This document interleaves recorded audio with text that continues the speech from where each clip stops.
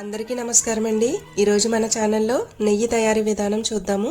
నేను ఇక్కడ చెప్పిన ప్రాసెస్లో కనుక మీరు పాలును కాచి మేగడ తీసి ఆ మేగడని వెన్నగా చేసి ఇలా నెయ్యి కనుక తయారు చేస్తే పూసపూస లాంటి నెయ్యి వస్తుందండి. అన్నీ కూడా మీకు టిప్స్తో చూపిస్తానన్నమాట. పాలు కాయడం దగ్గర నుంచి నెయ్యి తయారు చేసే వరకు మీకు టిప్స్తో ఈ వీడియో అయితే ఉంటుంది. వీడియోని అయితే ఎక్కడ స్కిప్ చేయకుండా చూడండి, మీరు మంచి రిజల్ట్ అయితే చూస్తారు. సో ఫ్రెండ్స్, లేట్ చేయకుండా వీడియోలోకి అయితే వెళ్ళిపోదామా. ముందుగా మేగడ ఎక్కువ రావాలి అంటే పాలు కాసే ప్రాసెస్లో కూడా ఉంటుందండి. నేనైతే ఇక్కడ ఫుల్ క్రీమ్ గేదె పాలను అయితే తీసుకున్నాను. వీటిని ఇలా వెడల్పాటి గిన్నెలో, అడుగు మందంగా ఉన్న వెడల్పాటి గిన్నెలో వేసి సిమ్లో పెట్టి మరిగించుకోవాలన్నమాట. సిమ్లో పెట్టి మరిగించుకోవడం వల్ల పైన మేగడ దలసరగా కడుతుంది. ఇది కొంచెం టైం టేకింగ్ ప్రాసెస్ అయినా కూడా ఇలా అయితే మనకి పాలు పొంగిపోకుండా మేగడ దలసరగా కడుతుందన్నమాట పైన. సో పాలు కూడా వేస్ట్ కావు, మనకి వెన్న శాతం కూడా ఎక్కువ వస్తుంది. ఇలా సిమ్లో పెట్టి మరిగించుకోవాలి. ఇవి బాగా మరిగిన తర్వాత స్టవ్ ఆఫ్ చేసి వీటిని పూర్తిగా చల్లారనివ్వాలి. ఇక్కడ చూడండి మేగడ ఎంత దలసరగా కట్టిందో కదా. ఇప్పుడు ఇదే గిన్నెతో పాటు మనం ఫ్రిడ్జ్లో పెట్టుకోవాలన్నమాట. 2-3 గంటలు ఇలా మూత పెట్టి ఫ్రిడ్జ్లో పెట్టేసినట్లయితే మనకి పాలలో ఉన్న వెన్న శాతం అంతా కూడా మేగడలోకి వచ్చేస్తుందండి. చాలా దలసరగా మనకి మేగడ అనేది తయారవుతుంది. ఇప్పుడు చూడండి, ఫ్రిడ్జ్లోంచి తీసిన తర్వాత చాలా దలసరగా మేగడ మనకి తయారవుతుంది. ఇప్పుడు ఈ మేగడని తీసుకుని ఒక బాక్స్లోకి స్టోర్ చేసుకోవాలి. లేదంటే ఇదే మేగడని మనం పెరుగు తోడు పెట్టుకునే దాంట్లో వేసుకుని తోడు పెట్టేసుకుంటే ఆ మేగడను కూడా మనం స్టోర్ చేసుకోవచ్చు అనమాట. సో ఇప్పుడు ఈ మేగడ తీసిన పాలను మనం రెగ్యులర్గా వాడుకోవచ్చు. మనం ఇదే ప్రాసెస్ని డైలీ చేయాలి. మనం కనుక 1 లీటర్ పాలు కానీ వేయించుకుంటూ ఉంటే కనుక 15 రోజుల్లోనే 1 కేజీ నెయ్యి అనేది ఈ ప్రాసెస్లో తీయొచ్చు అన్నమాట. ఇప్పుడు ఈ మేగడని ఒక బాక్స్లో పెట్టి స్టోర్ చేసుకోవాలి. ఈ బాక్స్ నిండే వరకు ఇదే ప్రాసెస్ మనం చేసుకోవాలన్నమాట. ఇప్పుడు ఈ బాక్స్ని ఫ్రీజర్లో పెట్టుకోవాలి. ఫ్రీజర్లో అయితేనే మనకి ఎన్ని రోజులైనా కూడా మేగడ అనేది స్మెల్ రాకుండా ఉంటుందండి. చూసారు కదా, ఇలా మేగడ అంతా కలెక్ట్ చేసుకున్నాను. ఇది నాకు 15 డేస్కి అయితే ఇంత వచ్చిందండి మేగడ. ఈ మేగడని మనం ఇలాగే వెన్న చేసుకుని నెయ్యి చేసుకోవచ్చండి. అలా అయితే బాగోదు, నెయ్యి పేస్ట్లా ఉంటుందన్నమాట నెయ్యి. ఈ మేగడని తోడు పెట్టుకోవాలి. దానికోసం ఈ మేగడ పూర్తిగా చల్లారిన తర్వాత స్టవ్ పైన పెట్టి సిమ్లో పెట్టి స్టవ్ని ఇలా కలుపుకుంటూ ఇలా పాలలా తయారవుతుందన్నమాట. కలుపుకుంటూ ఉంటే ఇది గోరువెచ్చగా అయిన తర్వాత ఇందులోకి 1 టేబుల్ స్పూన్ పెరుగును వేసి తోడు పెట్టుకోండి. ఈ మేగడనంతా కూడా ఇలా తోడు పెట్టుకోవడం వల్ల ఇది పెరుగులా తయారవుతుంది. మీరు కనుక రాత్రి పెరుగు తోడు పెడితే ఉదయం వెన్న తయారు చేసుకోండి. లేదంటే ఉదయం తోడు పెడితే సాయంత్రం వెన్న తయారు చేసుకోండి. చూసారు కదా, ఒక పూట అంతా కూడా ఇలా పెరుగులా తయారైన తర్వాత ఇప్పుడు వెన్న తయారు చేసుకుందాం. దీంతో ఇలా అయితేనే మనకి పూస లాంటి నెయ్యి వస్తుందండి. ఇలా పెరుగులోంచి తీసిన మేగడ మాత్రమే పూసలా వెన్న తయారవుతుంది.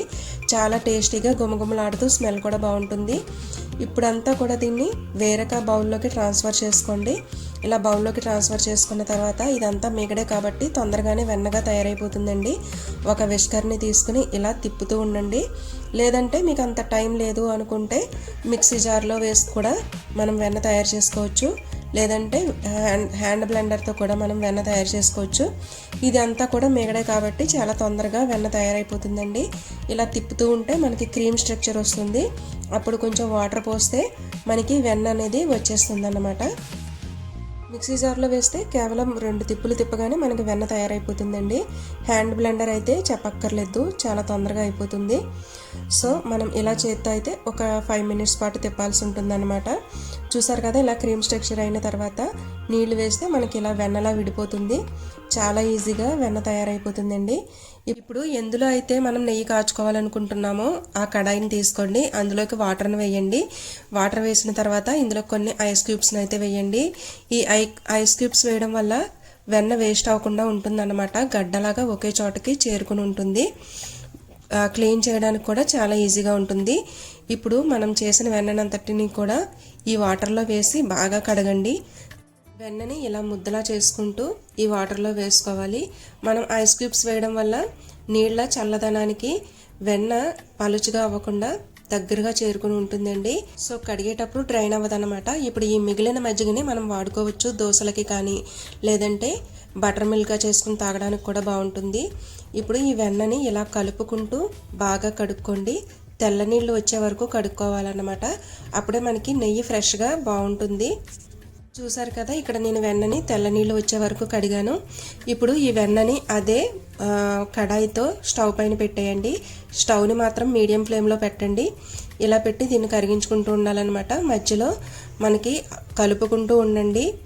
పక్కల్ని ఇలా గట్టిగా అవ్వకుండా చుట్టూ కలుపుకుంటూ ఉండాలన్నమాట. ఇలా కలుపుకుంటూ మధ్య మధ్యలో మీడియం ఫ్లేమ్లో పెట్టి స్టవ్ని మరిగించుకోండి. ఈ వెన్నని ఈ అంచులకు మాత్రం అంటుకోకుండా చూసుకుంటూ జాగ్రత్తగా మరిగించుకోండి. ఇలా మరిగేటప్పుడు ఒక చిన్న చిట్కా చెప్తాను. తమలపాకులు ఉంటాయి కదండి, ఫ్రెష్ తమలపాకుల్ని వేసుకుంటే నెయ్యి మంచి సువాసన రావడంతో పాటు చాలా టేస్టీగా ఉంటుందన్నమాట. ఇక్కడైతే నేను వెన్న క్వాంటిటీని బట్టి 2 తమలపాకులు అయితే వేస్తున్నాను. ఇది మరిగేటప్పుడు వేయాలన్నమాట. కరివేపాకు కూడా వేసుకోవచ్చండి. ఇలా వేసి కలుపుకుంటూ మరిగించుకోవాలన్నమాట. ఇది లాస్ట్ దశలోకి వచ్చిన తర్వాత స్టవ్ని సిమ్లో పెట్టండి, లేదంటే నెయ్యి చాలా తొందరగా మాడిపోతుంది. సిమ్లో పెట్టి జాగ్రత్తగా కలుపుకుంటూ మరిగించుకోవాలి. ఇక్కడ మీకు మరిగినట్టు ఎలా గుర్తు అంటే, మనం ఇలా అంటూ ఉంటే అడుగున గోదావరి కడుతుంది కదా ఇసుకలాగా, అది కొంచెం గోల్డెన్ బ్రౌన్ కలర్లోకి వచ్చిన తర్వాత మాత్రమే స్టవ్ని ఆఫ్ చేయాలి. ఇక్కడ చూడండి, ఇది కొంచెం బ్రౌన్ కలర్లోకి వచ్చింది. ఇప్పుడైతే స్టవ్ని ఆఫ్ చేసేయండి. ఈ నెయ్యి సరిగ్గా మరగకపోయినా తెల్లగా బాగోదండి, అలాగే బాగా మరిగిపోయినా కూడా కొంచెం నల్లగా అయిపోతుంది, టేస్ట్ మారిపోతుంది. సో ఈ క్వాంటిటీలో మనకి మరగాలన్నమాట. ఇప్పుడు స్టవ్ని ఆఫ్ చేసేసి దీన్ని పూర్తిగా చల్లారనివ్వండి. పూర్తిగా చల్లారిన తర్వాతే మనం దీన్ని స్ట్రైనర్తో వడపోసుకోవాలి. చూసారు కదా, ఇది పూర్తిగా చల్లారిపోయింది. దీన్ని వడపోసుకుందాము. దీనికోసం ఒక గ్లాస్ జార్ తీసుకుని స్ట్రైనర్తో ఈ నెయ్యిని వడపోసుకోవాలి.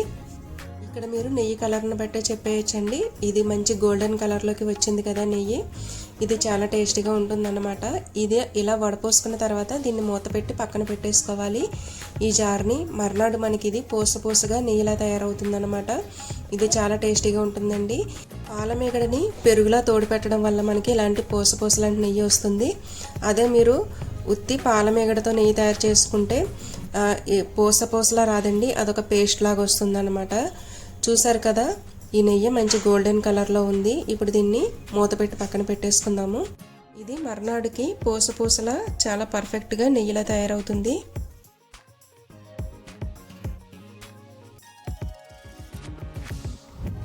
చూసారు కదా ఫ్రెండ్స్, నెయ్యి తయారీ విధానము.